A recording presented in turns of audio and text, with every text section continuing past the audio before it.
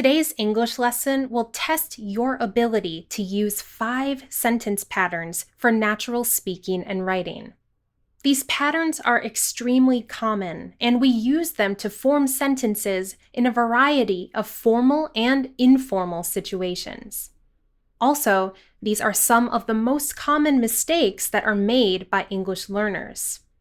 I'll show you 5 sentences, and your job is to fix the mistake in each sentence. I'll give you a few seconds to think about your answer before I show you the correct sentence. Remember to pause the video if you need more time. Then I'll explain exactly why and when we use each sentence pattern. I've also created a free PDF with all of the information from today's lesson. You can download it by clicking the link in the description below this video.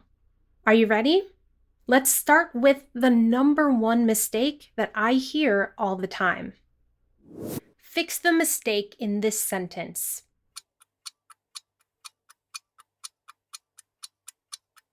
The correct sentence is, what do you call this? This is a really important question pattern when you want to know the name or the title of something or someone. What do you call something? Or you can use the passive voice. What is something called? Now, I know in many other languages, it's completely normal to say, how do you call something? Or how is something called? But unfortunately, this direct translation does not work in English.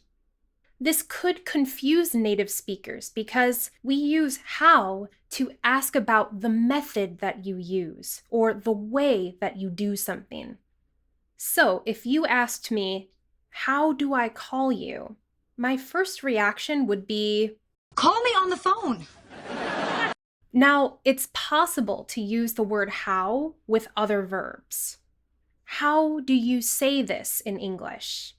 How would you describe this painting? How did she explain the situation? So if you only remember one thing from today's lesson, please remember to use what with the verb call. Promise? Let's go to sentence number 2. Fix the mistake.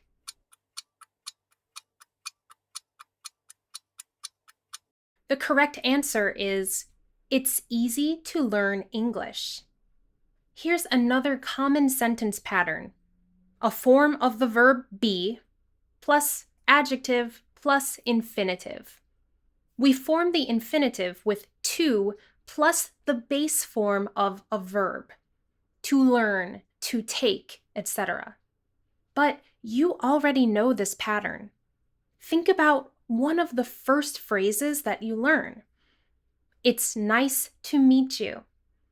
This is usually reduced to nice to meet you. This pattern is useful in a few situations, such as giving general advice or recommendations. It's dangerous to drive without a seatbelt. It's important to spend time with your family. We also use this pattern to express a feeling or opinion about something. It's difficult to describe how I feel. It's too cold to go outside. The cake was easy to make. Let's expand on this a little. After the adjective, we can add for plus a pronoun to emphasize a different opinion or experience of a particular person. This cake was easy for you to make, but it was almost impossible for me to make. Now the question is it okay to use a gerund in these sentences? A gerund is the form of a verb with the ing ending.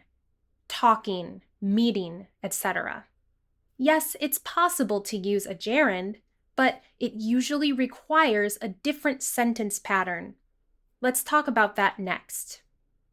We saw this sentence earlier. I want you to rewrite this sentence with a gerund as the subject.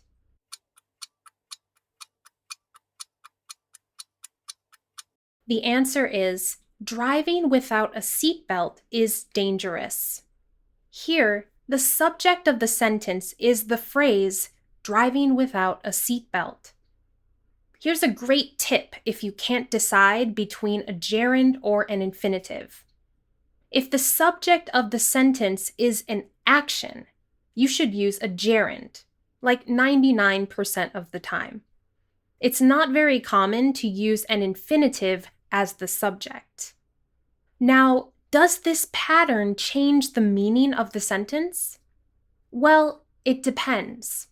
Both sentence patterns usually have the same meaning when you're describing a general habit, preference, or opinion that's always true. However, that's not the case in every context. Let's go back and see if it's possible to rewrite all of these sentences with the gerund as the subject. Spending time with your family is important. Describing how I feel is difficult. Now, without additional context, a native speaker would probably think that this is a general habit, like this is difficult all the time. However, it's common for the first pattern to apply to a specific situation. Imagine that your partner decided to break up with you. Well, in that moment, you could say, "It's difficult to describe how I feel." Next, going outside is too cold. Here, the gerund doesn't work. It doesn't make sense. Going somewhere is an action. An action is not cold. The temperature is too cold, and this affects your ability to go outside. And finally, making this cake was easy. Here's another common mistake that I want you to fix.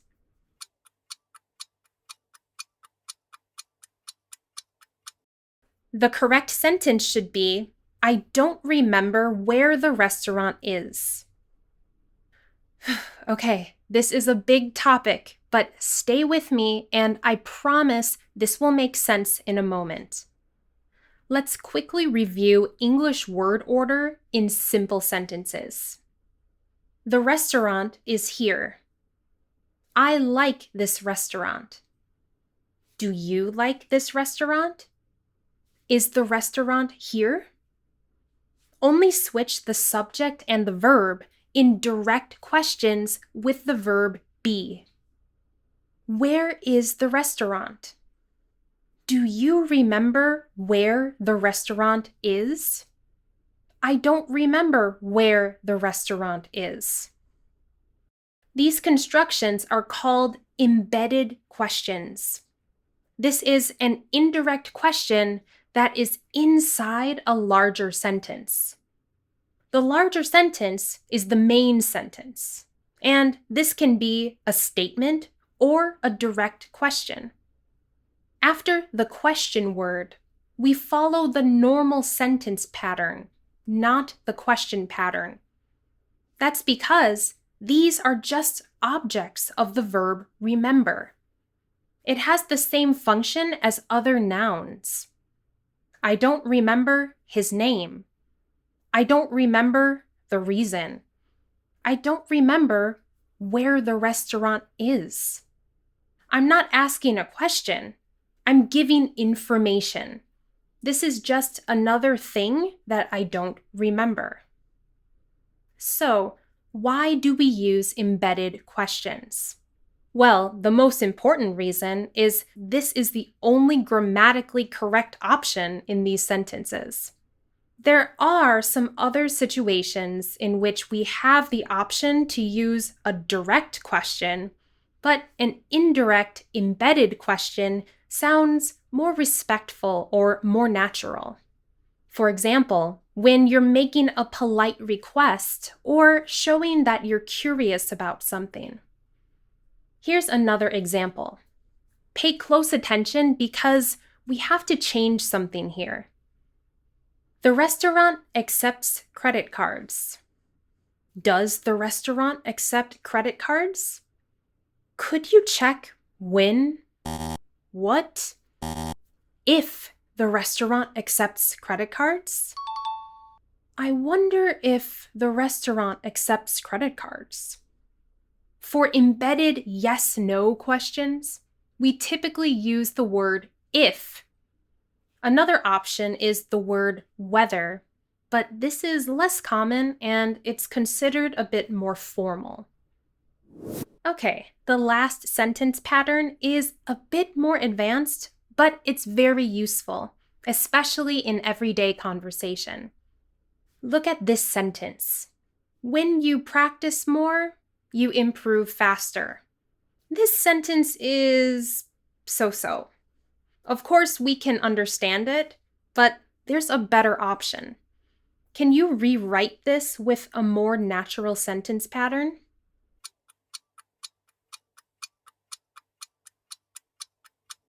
The more you practice, the faster you improve.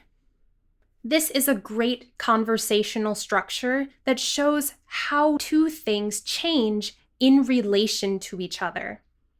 So, an increase or decrease of something causes an increase or decrease of something else. You probably know the most common example of this. The more, the better. This is the short form of this pattern. The plus a comparative adjective. The sooner, the better. The adjective should always be in the comparative form with this structure, never the superlative form. Here's another option. The plus comparative adjective plus the plus noun. The bigger the risk, the greater the reward. The more expensive the restaurant, the smaller the portions. Finally, you can put a comparative phrase before a subject and a verb. With this structure, you can use the comparative form of a noun, an adjective, or an adverb. You can be really creative and use a lot of different combinations here. The more furniture I buy, the more space I need. The longer I waited, the more anxious I became. The less you worry, the happier you will be. Well, I hope you learned something new with me today. Leave a comment and tell me which sentence pattern was the most useful or the most interesting to you. Thank you so much to my community members on Patreon and my YouTube channel members for your support. And thank you for watching this lesson. If you enjoyed it, please like this video and subscribe to my channel. I'm Gina. This is Your World in English, and I'll see you next time. Bye!